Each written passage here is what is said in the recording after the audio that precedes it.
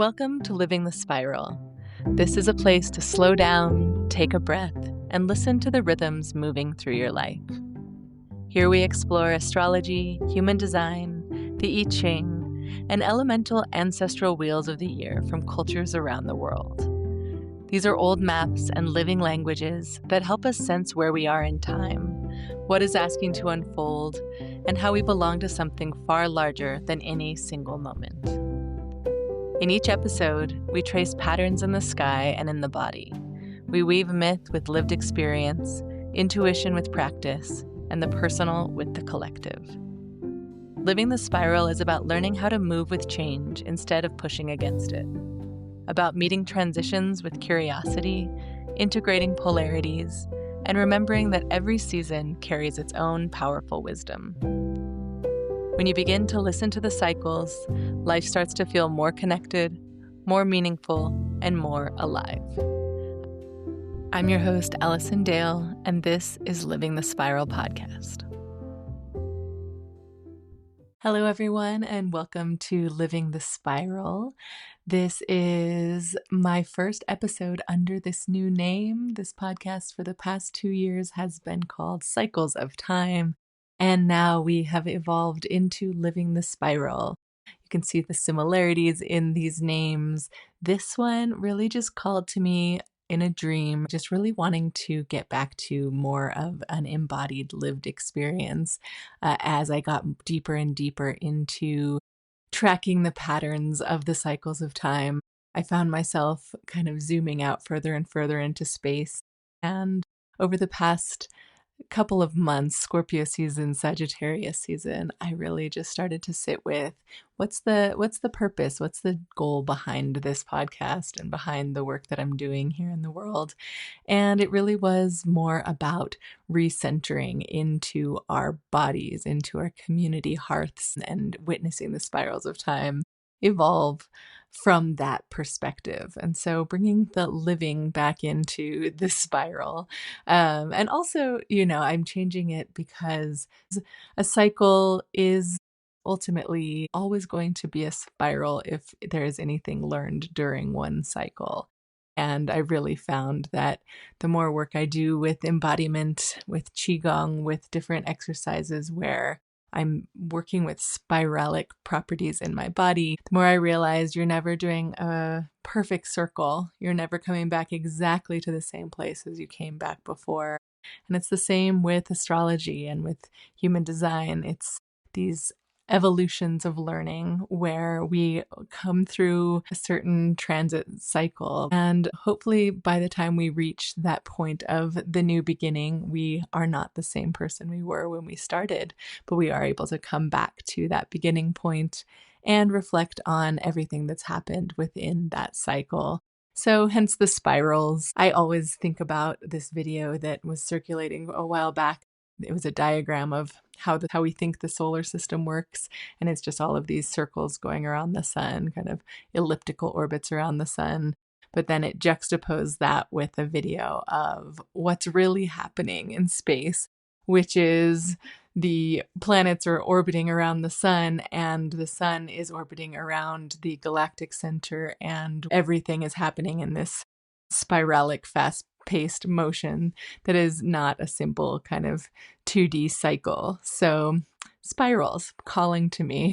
And here we are in Living the Spiral. So that is going to be the name and the home of both my podcast and my newsletter, which I write on Substack. And it's really just about bringing cycles of time closer to the heart with a little bit less focus on theory and more on lived experience. So you can find the podcast on livingthespiral.com. That'll take you to this podcast and Substack in the same place. So bookmark that if you like. It's also going to continue to be on all of the podcasting platforms wherever you listen to podcasts. And another little announcement is that with this change of my my podcast name, I'm also changing my brand, my company, from what has been called Astrosomatics. And that's been my Instagram handle for a long time. That's been the company where I've been doing human design and astrology readings and putting out products like my Mandala 64 human design deck. There's a lot of happenings over the course of 2026 that are going to be emerging there, including a couple of new courses that I've got planned and a book that I'm writing. So anyway, the umbrella name for my company and larger body of work is also transforming, and it will now be known as Hearth and Spiral, tapping into that beautiful centerpiece of the hearth, the fire that's blazing in the middle of community, in the middle of a home, the hearth containing the heart in our body, that center place that pumps blood throughout our body. So Hearth and Spiral and Living the Spiral are, my new identities here in the digital realm, and I'm feeling really good about them. I'm feeling really excited about this change, and so thank you for accommodating. Change is always hard, but as you may have heard in the intro, this is all about learning how to embrace change and not resist it, not brace against it. And so there's going to be a few little changes when it comes to how the format works. I was doing with Cycles of Time a weekly forecast for about a year and a half. And then on the fall equinox, I decided to take a little pause and reassess. Started writing a series on Substack called Integrating Polarities, about the sun and earth gates in human design and the polar opposite zodiac signs where the sun and earth were moving through. And it's been really fun, but as I did that, it was again getting far more into theory and far more into dense verbiage and words and all of these things that are wonderful. And also, we're seeming to get a little bit heavier with each day, each week, each month that went by, a little more towards my tendency to overanalyze and get into the kind of more academic side of things. And so I kind of, during that reassessment process, said, I'm just going to pause and see what comes in my dreams. As a Gate 64 with the gift of imagination, I oftentimes have things come in my dreams, and Hearth and Spiral popped in there, and this Living the Spiral has been a potential name for this for a long time. So I'm really excited to bring the hearth as this warm center, this place where stories are shared and where food is prepared and where the fire is consciously tended to in order to get us all through long seasons. That is the vibe of the hearth that I'm really trying to embrace here. And then bringing Spiral in as this beautiful path of becoming and this way that life really unfolds through these cycles and initiations and returns back to a place that we used to know and now we see with different eyes. Well, thank you for being here. This episode will begin my new format. Instead of the weekly forecasts and instead of every gate, I'm now going to be really working with the format that I started with back in 2022 when I began my Substack as Astrosomatics. And at that point, I was really interested in tracking the new and full moon in an embodied somatic way and looking at the various cycles that I work with, the elemental cycles of the medicine wheel, the Taoist 5-element cycle, the Wuxi cycle, the human design wheel and mandala, and its correspondences with the gene keys and the I Ching, and of course the zodiac as my primary first love. And so looking at all of these different cycles and where the sun and moon are coming together and where they're opposing each other in a cycle, I'm going to be really looking at the in-depth view of these elemental ancestral cycles and how they're showing up on each new and full moon.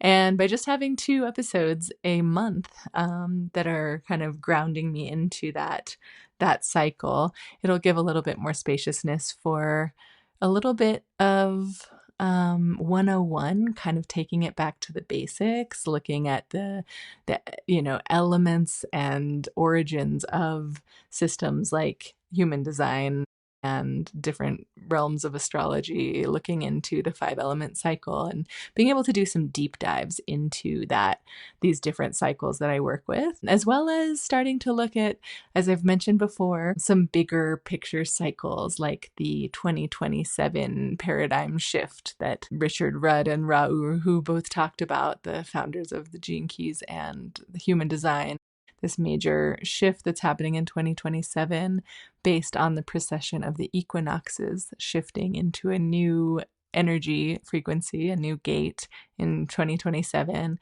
and some of the bigger transits that are happening in astrology, like the Neptune-Saturn conjunction at 0 degrees of Aries that's happening next February. There's a lot that's coming up very soon that are pretty major pivotal moments, and you will definitely be hearing a ton of astrologers and people working in these realms speaking to this, but I didn't want to miss out on the opportunity to jump into some deep dives about these big alignments that are happening over the next couple of years.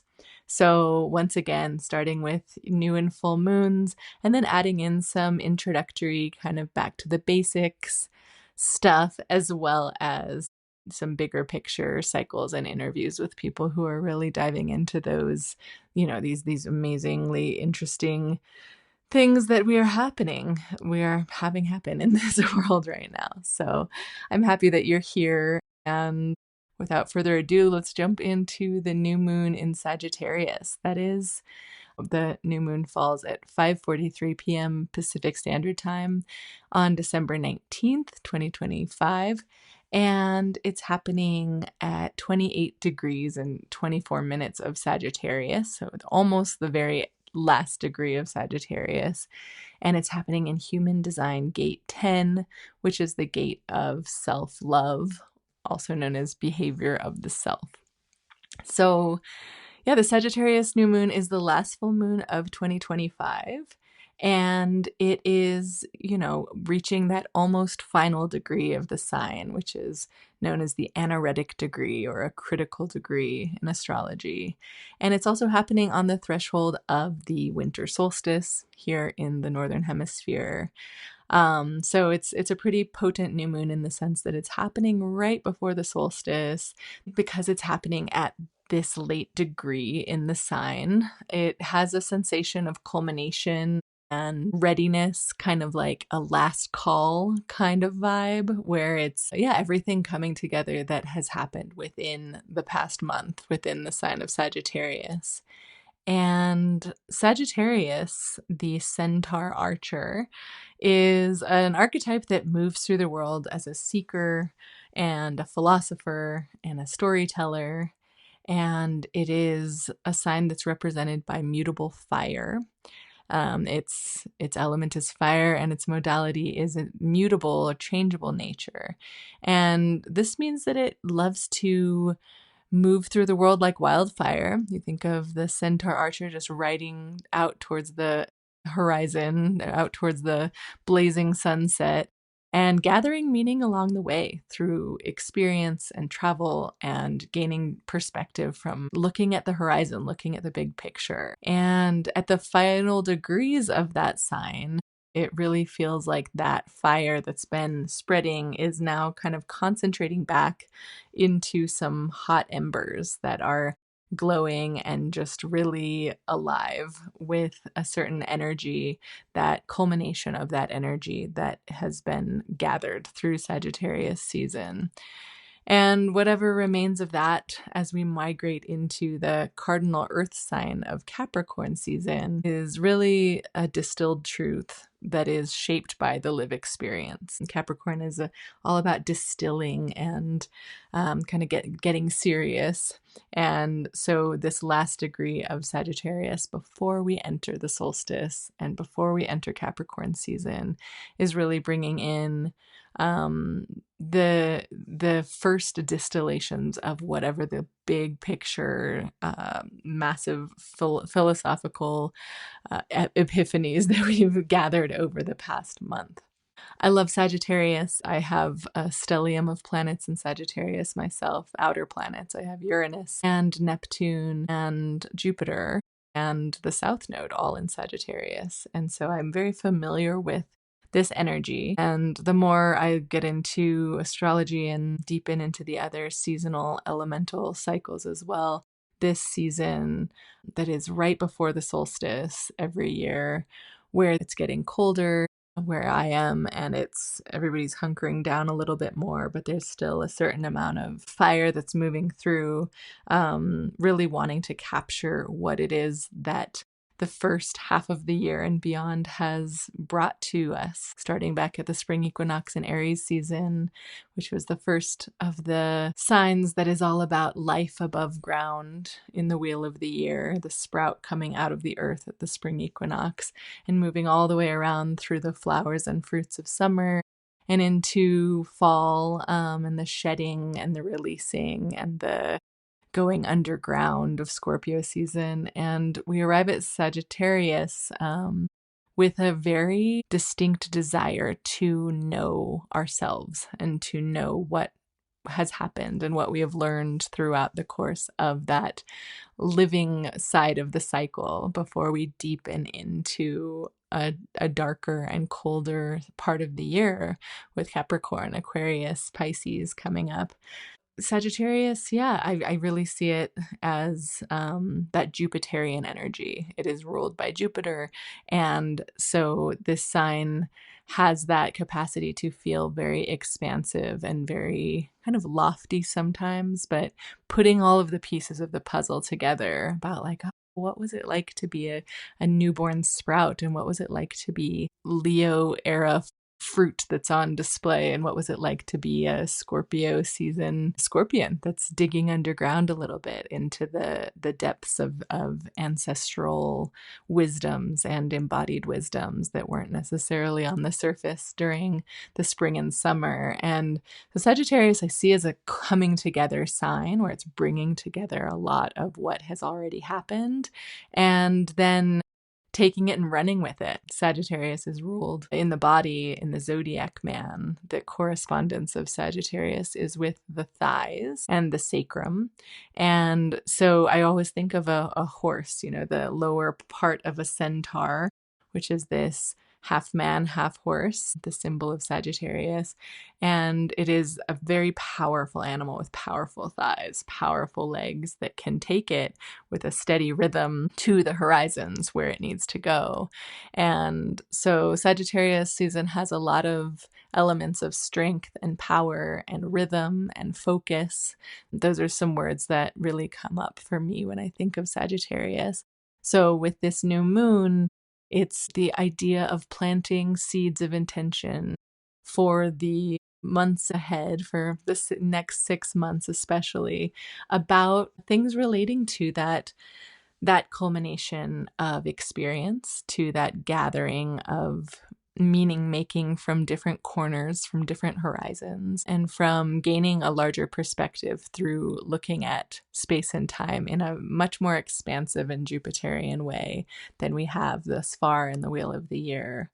So think about that this new moon as you are planting any seeds of intention or manifesting any desires for the next 6 months.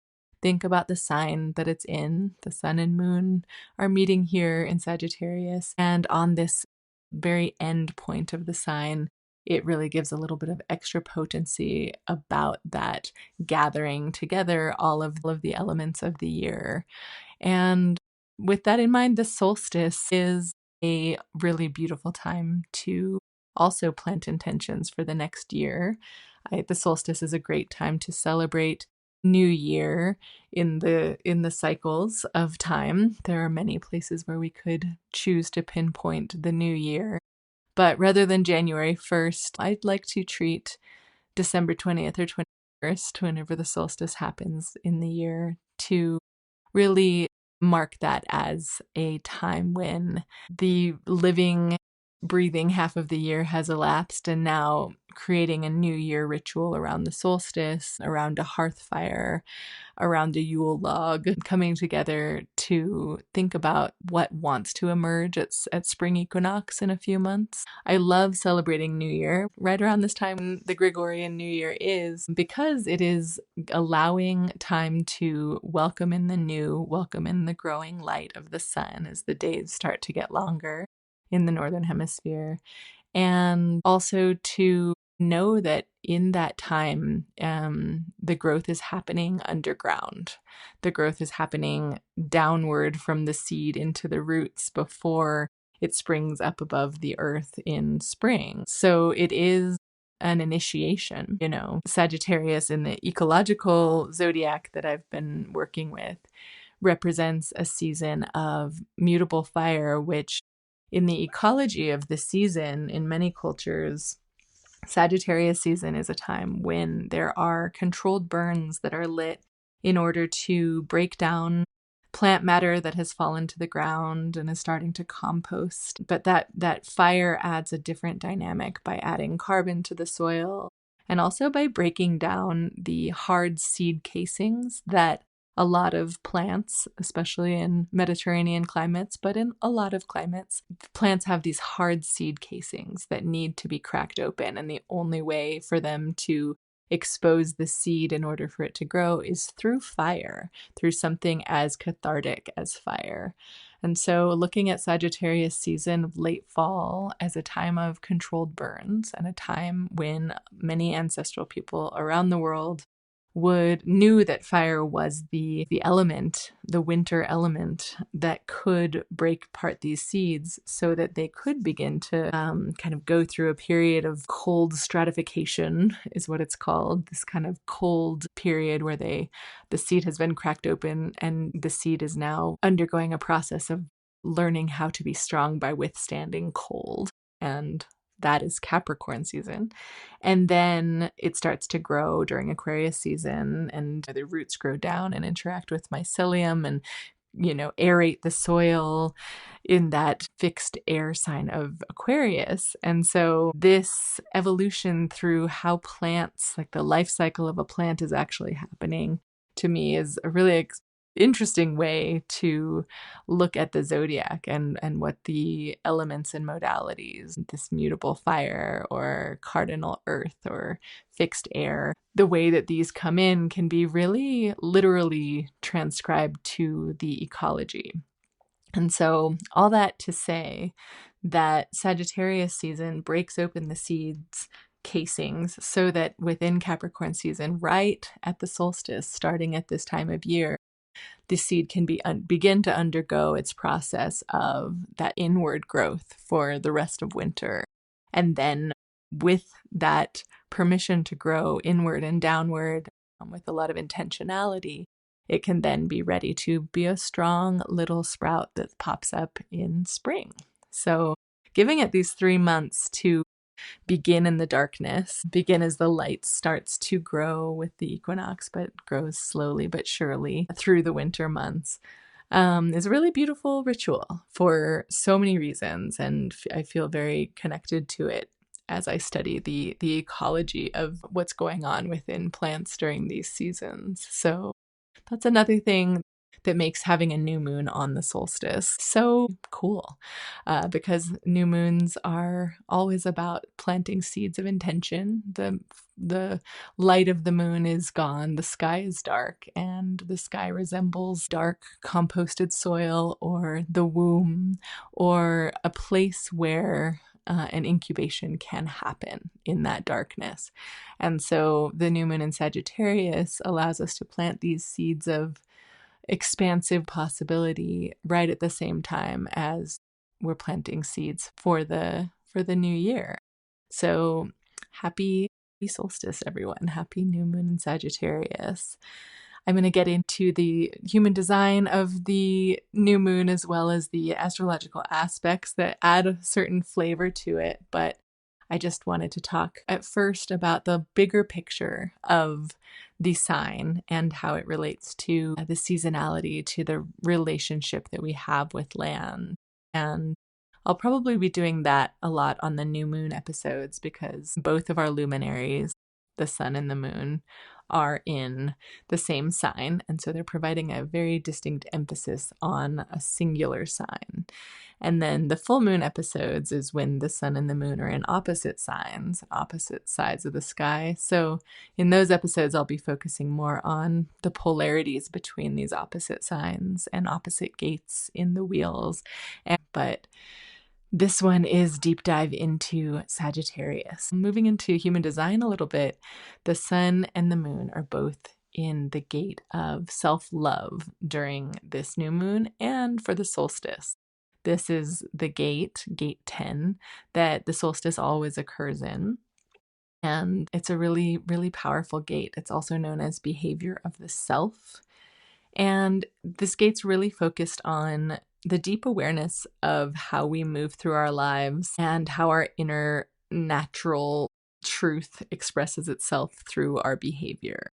It's about naturalness. It's about beingness. It's about understanding that we have the capacity as individuals, after experiencing all of these different energies of Aries through Sagittarius season. We arrive at this very end of Sagittarius season, having gone through a massive journey of growth. And now we're kind of entering the part of, starting this new cycle of growing downward. But ever since March, for the past 8 months, we've been really just growing upward, learning new things, exploring new horizons. And that was really consolidated in Sagittarius season, where it is all about seeking new horizons and taking our personal growth into the transpersonal arena of the world at large and comparing notes and seeing what's out there. And I always think of a pack of centaur archers kind of riding together, galloping quickly to the horizon with their bow and arrows after they point them and decide which direction to go. It's a very visual image I have of Sagittarius season, but that is the season where you're picking up just a lot of different perspectives. And so then we reach this place, this final gate of Sagittarius season that leads us into Capricorn. And gate 10 is a cusp. Part of it is in Sag and part of it is in Capricorn. But it really brings us to that moment of the solstice, this darkest night, this time of great connection to the larger mystery. And it helps us focus on living our truth as a personal example for others.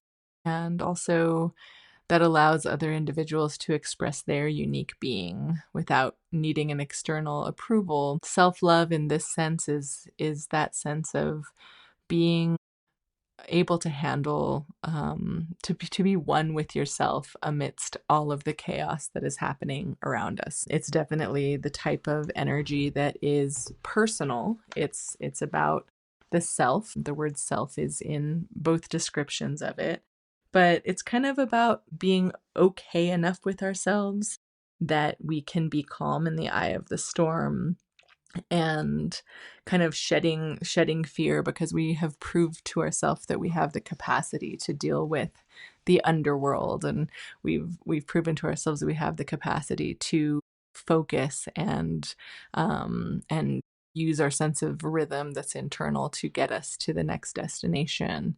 And so reaching this point, this final energy of Sagittarius, where this new moon is really about allowing our actions and our behaviors align with our deepest sense of integrity, and recognizing that we are not selfish if we practice self-love, that those words are very different, and that self-love is essential for a fulfilled life, where by practicing that self-love and showing that sense of agency and that sense of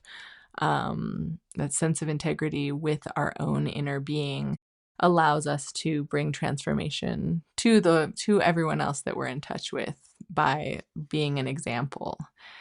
And in the gene keys, gate 10, gene key 10, has the shadow of self-obsession, the gift of naturalness, and the siddhi or transcendent frequency of embodied being. And when you're practicing self-love, if you're in a shadowy frequency, a kind of unevolved frequency, it's easy for that to turn into self-obsession or narcissism, where you realize like, hey, I got this. I'm capable. I am able to meet this darkest night and this shortest day by myself if need be. I have the power within me to do that.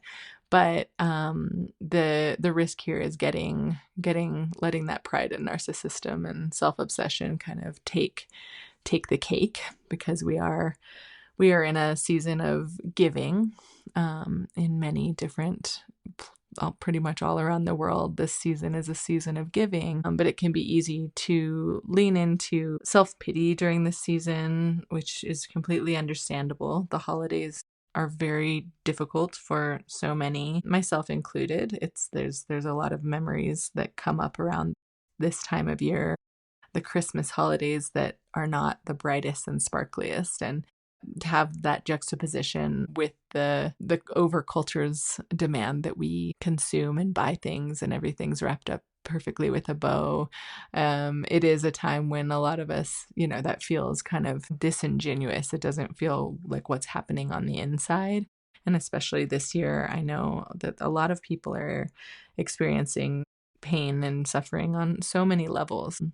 And I am sending my heart out to everyone out there who is experiencing any kind of overwhelm or any kind of pain at this point in the season. But remembering that this is the gate of self-love, where we can allow ourselves, if we can give ourselves some time during the solstice, during this new moon, to plant seeds about our own identity and about how our behavior reflects that identity.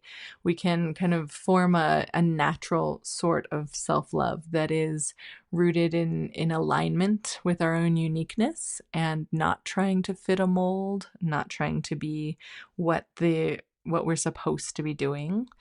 I do feel like in the I Ching, in the Gene Keys and Human Design mandala, where the solstice falls and where this time of the longest night falls really allows us to look into our dream world, look into the mystery of the darkest night, and find peace within ourselves during that time, and align ourselves with the fact that there's not as much happening on the surface during this time of year, and that we can be those seeds that are incubating underground, and we don't have to know exactly who it is that we are, or what we're offering, or what is our purpose in the world at this time. Just really coming back to that self-love of aligning with your own uniqueness, the seed version of yourself, and knowing that every seed has its own genetic code, but it's kind of hidden, it's invisible, it hasn't come out yet as a outer manifestation. So it's about allowing ourselves to be in a state of self-love, a state of natural beingness, with that kind of unidentified and unnamed version of ourselves. And I really like to bring that into the solstice, that once we reach this end of the Centaur Archer's season of collecting so many different perspectives, we don't always know exactly how that integrates with our own. We have to give it a little bit of space and time to settle.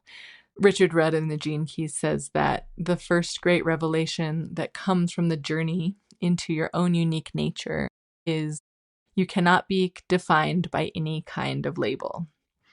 Once you understand that you are neither your name nor your actions, feelings, thoughts, or beliefs, you realize that human nature is something far greater and wider than you ever suspected. So you cannot be defined by any kind of label. I really feel like that encompasses the energy of Gate 10, where this new moon and solstice lie. In the I Ching, this is known as treading. And treading, it's like treading water. It's kind of allowing ourselves to be almost like levitating in that darkest night. Like I see like my inner being rising up from my body and being absorbed into the beautiful dark night of the new moon and of the solstice, the long night, and allowing to feel one with that, one with the universe, one with everything, but knowing that that is within me as well, within each individual seed. So take that with you, take what resonates and leave the rest, as always. But thinking about self-love, not just as like, oh, I'm going to take a bath or care for my body. It's really a deeper sense of caring for the core essence of yourself that doesn't have to prove anything. And for me, that's a lot of why these name changes happened for this podcast and for my business. Was I think with cycles of time and astrosomatics, there was a certain degree of feeling like I had to prove something to somebody and have my list of credentials out there and really prove that doing this is worthwhile in the first place, or that it has a certain amount of universality or scientific backing or something. My South Node in Sagittarius is this place of deep comfort, almost like an overly comfortable feeling of being in this big picture kind of vibe. And my North Node is in Gemini, and Gemini is a lot more about local community and about kind of chatting around the campfire and hearing these tales of what your neighbor's up to, rather than journeying to the end of the earth to find the guru on the top of the mountain to find out what the ultimate truth with a capital T is. And so both Gemini and Sagittarius are about truth, or they're about meaning making and about knowledge and wisdom and communication. And one of them is shooting that arrow out to the long game and trying to bring together big picture perspectives. And Gemini is more like a butterfly, the social butterfly, the pollinator, who's bringing together the things that are closer to home. And both of them are true. Both of them are meaningful. And so I think that moving toward the North Node, or having a hunger or call to that energy, for me has been about releasing the need to prove and to analyze and define and be as philosophically cohesive, perhaps, and really just weaving different stories that are close to home as well.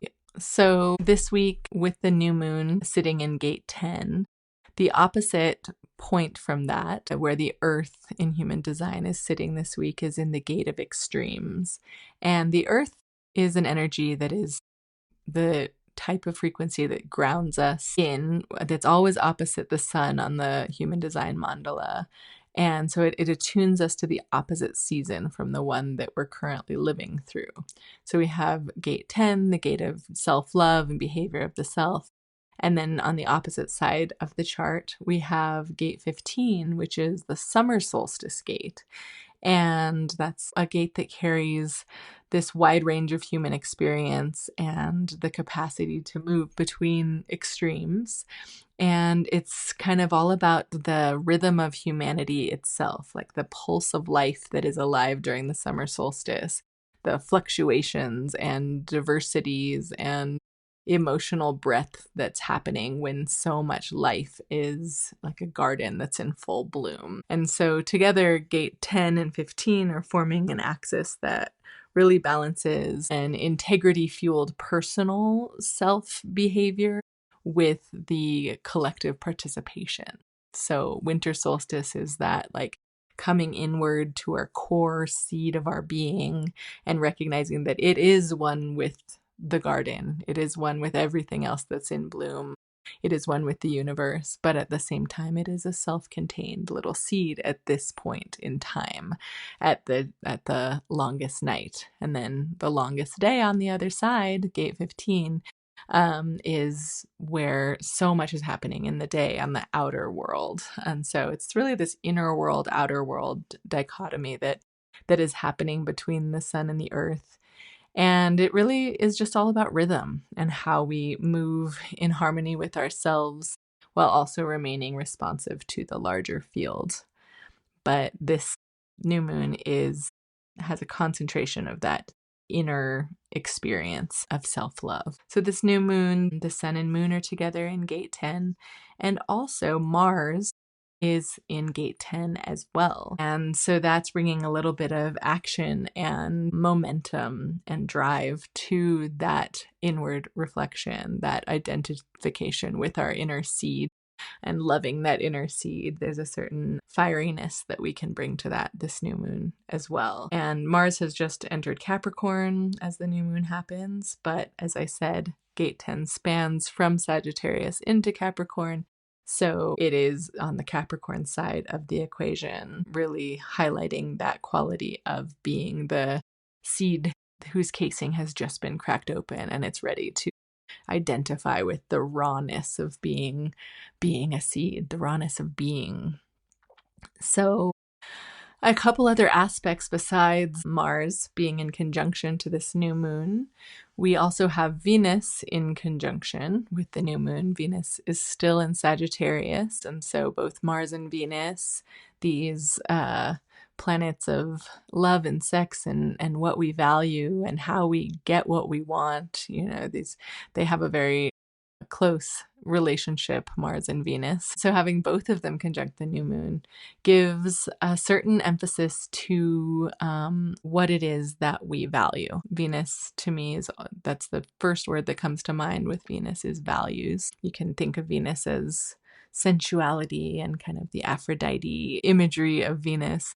But it's really about kind of through those sensual experiences, what it is that we hold closest to our heart is what Venus is about. And so Venus in Sagittarius tends to place value on truth and meaning and an expansive vision, keeping our eye on the larger prize. And it's in one gate over from gate 10, which is the gate of ideas, the gate 11. And so Venus in gate 11 is really helping add a little bit of flavor to this new moon that brings in relationships and new ideas and desires that are widening and broadening our horizons. So we might have an impulse this new moon to not only get in touch with the essence of who we are, but also to seek out ideas and experiences that are connecting us with that bigger picture. So it is all that Sagittarian, Jupiterian, expansive energy that is close to this moon right now. So you might feel kind of like a harmonious emphasis on your values this new moon, bringing new ideas into your world. I would say talking to new people, expanding your horizons, going and seeing a different type of music than you've seen before would be a really beautiful thing to do this new moon. And Mars in Capricorn also conjunct says that action is going to be the way to go, allowing us to find those new ideas and values and ideals through taking action and taking a little bit of risk, putting yourself out there, even though it's the darkest night, just realizing that you are connected to the center of the galaxy just as much as you are to your inner seed in your heart. So another conjunction that this new moon is having is the new moon is conjunct the galactic center. And the galactic center is this supermassive black hole in the center of the Milky Way galaxy. It was discovered with radio frequency kind of bouncing back off. And I don't know that much about how black holes are discovered, but it was through a frequency, a radio vibration that sent back the location of the black hole in the center of the galaxy. And it's known as Sagittarius A. It's 28 degrees of Sagittarius, so this new moon is exactly conjunct that place. And in the constellation, the arrow of Sagittarius is pointing toward the galactic center. So while many people think that the arrow is always pointing out to the unknown or to the void or to a new horizon, it's also focusing energy and pointing an arrow back to the center of the galaxy, the heart of the galaxy. And I think that that's super fascinating because it's just draws on the expansive nature that the archetype of Sagittarius has always had throughout mythology, going back to, Babylon and Sumeria and Greece. There's been an emphasis on an emergence of new possibilities. And so the fact that many, many years later, the galactic center was found to be in the constellation Sagittarius really gives it that extra intergalactic kind of expansive, adventurous vibe. So that's pretty cool. The new moon is making a square to Neptune and Saturn, and Neptune and Saturn are close to conjunct in the last degrees of Pisces, and they will meet exactly at the same place in the first degree, the 0 point of Aries, next February. So right now they're making their way towards Aries after periods of retrograde motion, and they've been traveling close together for quite a long time now. And this is really a culminating energy of this time in Pisces. Neptune has been in Pisces from 2011, about 14 years, and Saturn's been in Pisces for about 3 years. And so they've both brought in an emphasis on that end of the zodiac, kind of liminal space, primordial soup, this energy of kind of everything is everything, and a certain surrendered quality to the infinite. Pisces is the two fish swimming in different directions and really bringing together that watery quality of spirituality. And as they move towards Aries, there will be a very different energy in the collective, as both of these outer planets, Saturn and Neptune, are moving into the first sign and the first degree of the zodiac. It's a big new beginning energy that'll start at the beginning of 2026. But right now we're in this end of ends. And so the fact that the new moon is at the end degrees of Sagittarius, making a square to this end degree of Pisces, is really emphasizing the culmination of that mutable fire, Sagittarius energy, and the mutable water, Pisces energy. And squares are configurations in the sky that can bring up tension, but they're not necessarily negative. I don't think any aspect is inherently negative. It can just bring up a certain amount of tension that encourages an action, like an action needs to be taken. A square is like, you think of a square shape is a doorway, and you have to make a choice to walk through a doorway into a new room, into a new threshold. So this moon squaring Saturn and Neptune is encouraging, as we plant that seed of intention within our hearts and within the greater universe as well, just hoping for a new reality, right? Hoping for better days to come, hoping for this paradigm shift towards a new earth of more interdependence and less hierarchy. I think there's a lot of seeds that we can plant that are massive about changing the world. And then also, how are we involved in those changes? Like, how are we as individuals going to be involved with that? And so this square with Saturn is saying, okay, yes, do that. Think about the self-love and the universal love at the same time. But also Saturn in that square emphasizes structure and responsibility and accountability to those seeds that you're planting. And so Saturn is the big daddy of the sky, the kind of authority to answer to, that's not there to be mean, but is there to make sure that we're getting our shit together and dotting all the I's and crossing all the T's so that the seeds of intention will actually grow.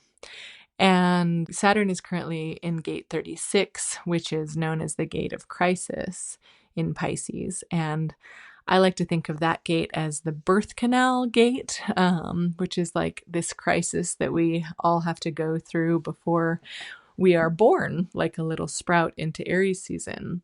So 36 is all about a transformation and intense emotional experiences and vulnerability. But it really represents going through that birth canal. That is a painful process. We will reach a new beginning. We will reach that taking our first breath of a new world and the wisdom that's gained from crisis. So that square brings energy into this new moon that can make it feel a little bit less, I say the words expansive and adventurous and filled with self-love. Like, yes, that is all there.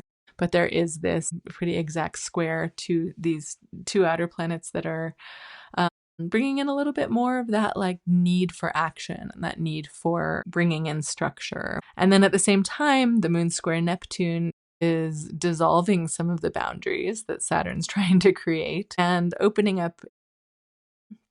And Neptune in Pisces is at the final degree of Pisces, that known as the gate of universal love, gate 25. It's also known as the gate of innocence. And this is the gate that the sun is in on the spring equinox, the cusp between Pisces and Aries. And so it is like that time of birth out of the primordial soup. And it's as after the birth canal, you're kind of, again, taking that first breath. And so the square there is really emphasizing the difference between innocent love of everything, universal love of like, you take your first breath, you look at the world for the first time, and it's just like this bountiful love of everything. And self-love, or behavior of the self, in square to that is about like, well, it's all, at this point in time, it's a little seed. And it's a seed that is needing a lot of care and nurturance for it as a specific entity to be able to sprout when spring does come. And so what's cool about both gate 10 and 25, new moon gate, and the gate of Neptune and Pisces that are squaring each other, is that they're both in the G center in the human design body graph. And this is the center of identity, the center of our heart, of our connection with the divine, the connection with the infinite. And so this new moon brings up an activating tension between self-love and universal love, and really calls us to pay attention to the nuance between those two and how we can use love for ourselves, bringing that love inward to then expand outward as the days get longer, and we can translate that into a universal love and service-based love. So it's all about personal integrity and open-hearted compassion, and how those inform one another and shape how love moves through both the individual and the collective larger field.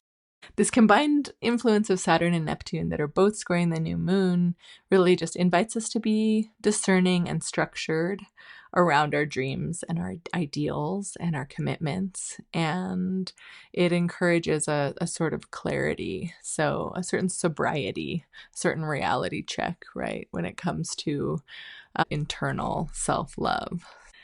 So that's the aspects to this new moon. There's a expansive quality, there's a connection with the infinite, connection with the galactic center, connection with our heart center, and an emphasis on self-love. And then there's that reality check, that sobriety, that recognition that in order to be a part of this new era that it feels like is beginning based on the astrology, paying attention and being dedicated to how it is that we love ourselves is just so important at this moment in time.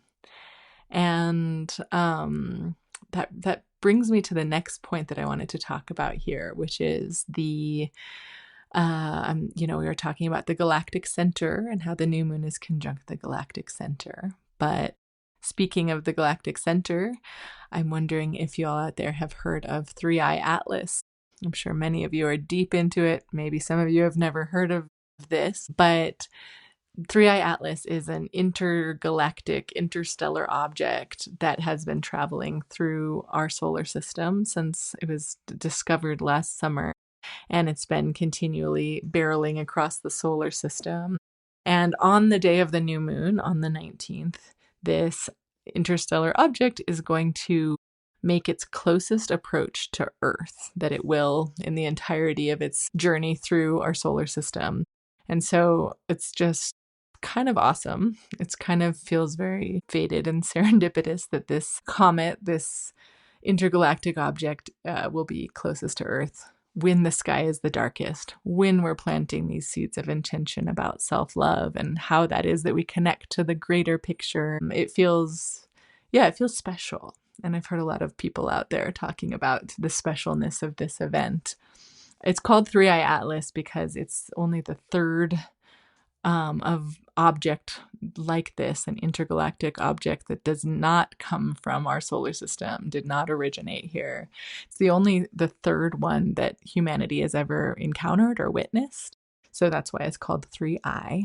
And, maybe there have been more, but we didn't have the technology to view them or witness them. But there's a Harvard physicist who's really become quite famous for discussing this in a kind of unconventional way, not allowing the conventions of the scientific or academic world to limit what he's saying about how strange this comet is, because it's not acting like a normal thing. It's not acting like a comet that has a certain trail and that acts a certain way when it comes close to another planet or celestial body. So it's been making scientists and spiritual seekers alike really scratch their heads with its strange behavior. And I've been following it on and off. And what's really cool about it is that it originally entered our solar system from the direction of the galactic center, from Sagittarius A, that super massive black hole in the center of the galaxy, in the constellation Sagittarius.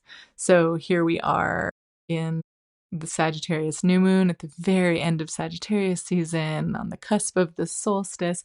And here we have this object coming closest to us that is coming from that same direction of where the centaur archer is pointing its arrow. And so, yeah, some scientists have been noting that this 3I Atlas is just acting very strange. When it passed behind the sun and we couldn't see it for a while, most people thought that when it came out the other side, it would either have burned up or burned off a large part of it, or maybe be dimmed. But what actually happened is it got brighter and it changed colors. It turned blue. And it also had some jet streams or kind of trails coming off of it from the opposite direction than you would expect. That almost looked like, when I saw some images from NASA, it looked like kind of, jet streams that were like a self-propelled, spacecraft mechanism. And I don't know what I believe, but I love to stay open to possibilities and curiosity, especially when it comes to Sagittarius season, about bigger picture things like this. And so, yeah, you can definitely look up 3I Atlas and see some images that have been taken not just by NASA, but many other scientific organizations around the world, as well as amateur photographers are able to capture it now with telescopes. And it's it's just something to think about. Like, where did it come from? Where is it going? Like, what's going to happen when it gets closest to Earth? And a lot of spiritual thinkers and astrologers, like the really popular Pam Gregory, she's a British astrologer who's very, very popular on YouTube and has been in this world for a long time. But many people I've been listening to have been reflecting on 3I Atlas as just a reminder of the vast scale and the mystery that we exist within, that we can get so caught up on our day-to-day stories and on the immediacy of our experiences. But when something like this comes into view, it can help us expand our possibility and our thoughtfulness about what is out there, a little X-Files action. But a lot of people in the spiritual world are speculating that its approach toward Earth on this new moon is part of this heralding of this kind of great awakening that many prophecies have indicated we're on the cusp of, which is this time when people can come into true power. And who knows exactly what's going to happen. When it passes the Earth, it's still not super close. It's not going to hit us or anything, knock on wood. It's still about the distance of the sun away from the Earth. So it's not close, but it is the closest that it will be. And it just has a really fitting backdrop with Sagittarius being associated with vast horizons and orientation beyond what is familiar to us. So, look it up, think about it. It'll probably be in the news more than usual because of the fact that it's coming closest to Earth. right now, and we'll have these dark skies for amateur telescope photographers to be able to view it. So I'm curious about what will come of that, and I'll put something up on socials at least about what I find. And, I think one thing that stuck with me that I've heard a couple of people say is that this intergalactic being is here, whether it's conscious or sentient or not, or a ship, or whether it's a rock, whatever it is containing some level of consciousness, because the earth itself, it contains consciousness. It's not consciousness in the sense of an animal, but it is consciousness in the sense that it is coming from the elemental composure of wherever it is from. And so bringing that closest to us provides an opportunity to recalibrate a little bit and to think about where your patterns, where your mental and physical patterns are heading, and recognizing that you do have a choice of what media to consume, of what to concern yourself with on a daily basis. And glasses half full, glasses half empty kind of ideals here. There's no such thing as realism. There is optimism and pessimism, and there's hope and there's despair. And we're at this time when there's so many psyops, there's so many authorities and powers that be trying to influence our thoughts and our behavior at any given moment. And we're all much more aware of that now. And so taking this moment, this new moon, as an opportunity to sit with yourself and say, okay, what in my media diet is serving me right now towards being able to create self-love and connection through loving myself with other people who are doing the same, in order to build a new reality, and how much of my daily life is doom scrolling and is thinking about worst case scenarios and worst possibilities. And so I think that, yeah, that's just something that stuck with me as people have talked about this, is that it's a moment of clarity where we can choose which direction to go in as we approach kind of some big changes over the next few years that are inevitable. Which side of the picture, like what filter are you viewing it all through? And that's something that's important to think about on a new moon in general, let alone this specific new moon. All right, so thanks for hearing me ramble. It's been so long since I've been on the podcast. I'm having a good time waxing about all of these different things, and I'm excited to be back. I'm really excited a few of you have given me feedback that you miss hearing me in your earbuds, and writing is harder to access sometimes. And I agree. I love listening to people, and I love reading writings as well, but it can be harder to get through the amount of articles that are in my inbox at any given time. And I always want to give them the time they're due and then don't come back to it. So podcasts, they can go along with you on your journey. So wherever you are in time, whether you're in your car or sitting under your holiday wreath or laying in bed, I just want to say thanks for your support in all of this, and letting me know that you wanted the podcast back, because I was listening and I feel good about it. So I'm gonna add a little bit more about Yule and the solstice and the initiation to Capricorn season here, because we are right there. And then I will let you get back to your families and your gift wrapping and your holiday walks, whatever it is that you do. But just a little bit about the solstice. Again, it's in gate 10, which is every year this G-center, heart-centered gate that all of the equinoxes and solstices and cross-quarter days between the equinoxes and solstices, all of those are contained in the G-center in human design.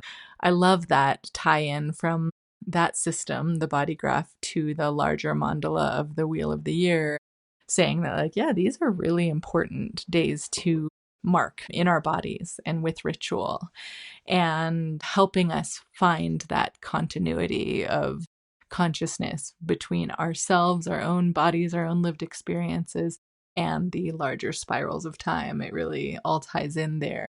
So gate 10 is, emphasizing how we walk forward from the darkest night to the light getting brighter, emphasizing our inner truth and a steady commitment to live in alignment with our truth and with love as the light slowly returns. And, it's the day that the sun reaches its lowest arc in the sky on the 20th, the day after this new moon. And the darkness is really potent and poignant, deep, rich soil, a deep womb of experience.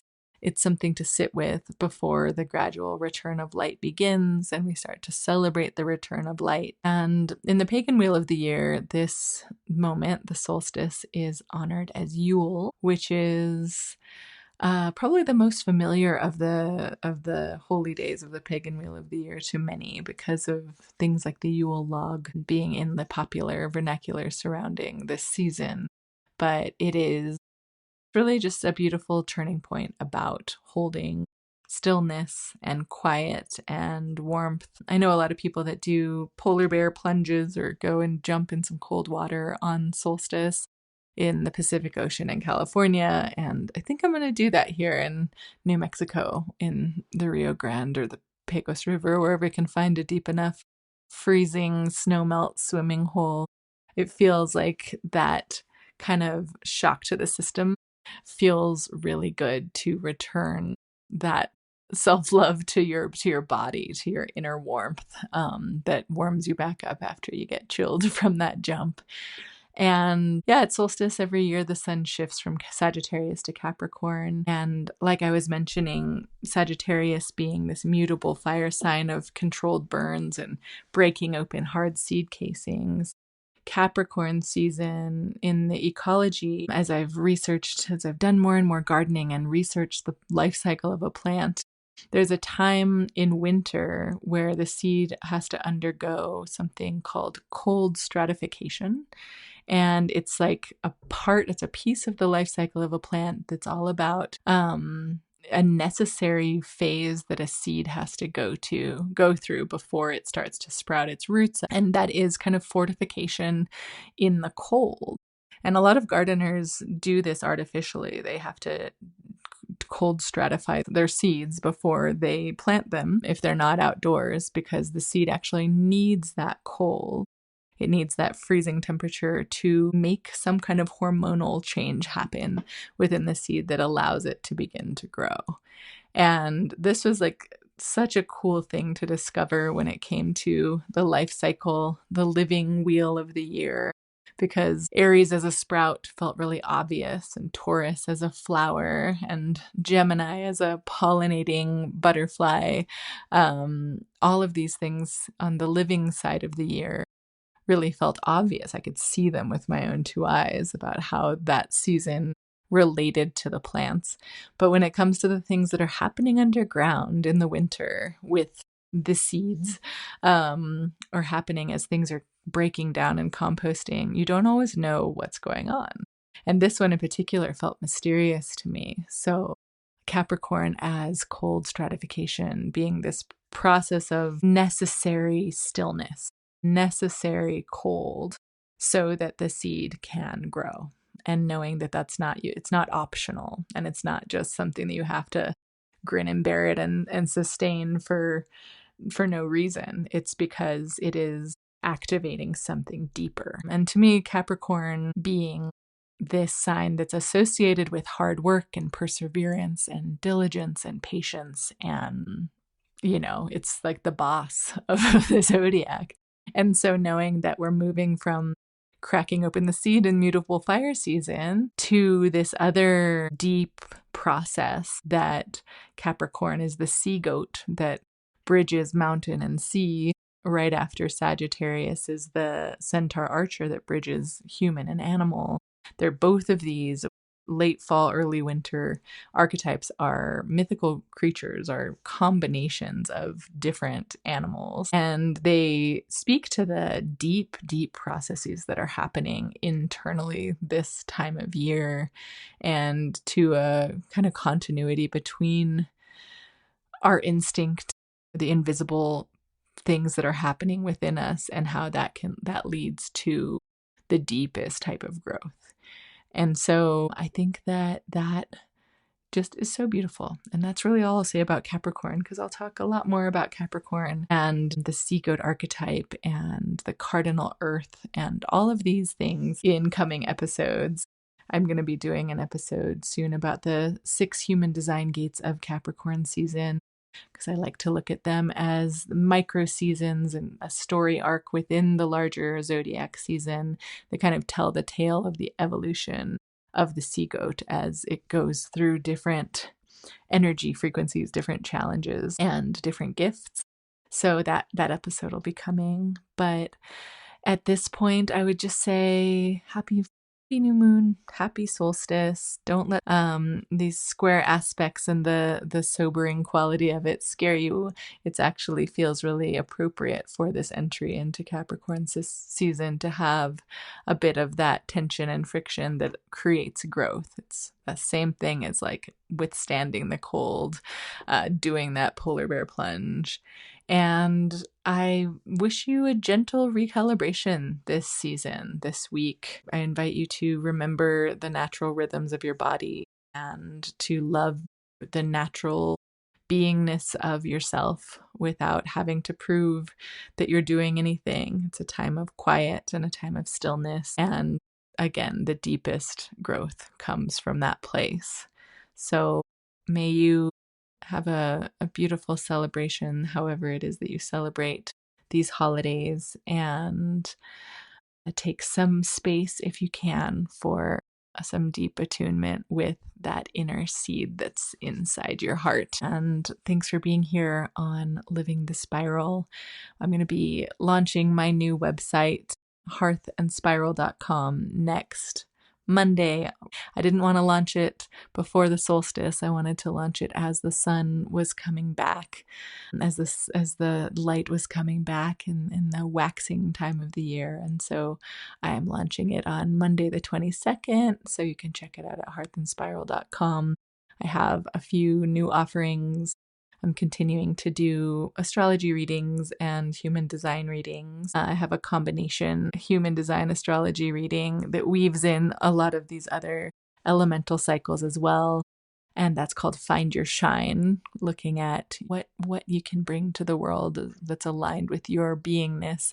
So that's been a reading that's been popular that I've been doing lately. And I'm going to be taking the rest of December off, but starting up again in January with those. And I'm also starting to offer astrocartography readings after a year of deep study into mapping your birth chart onto the maps of the world and seeing what locations show up for you. I'm excited to start diving into those a little bit. And I also do have my human design deck that helps you learn about the intersections between human design, the gene keys, and the I Ching, and where they fall in the zodiac.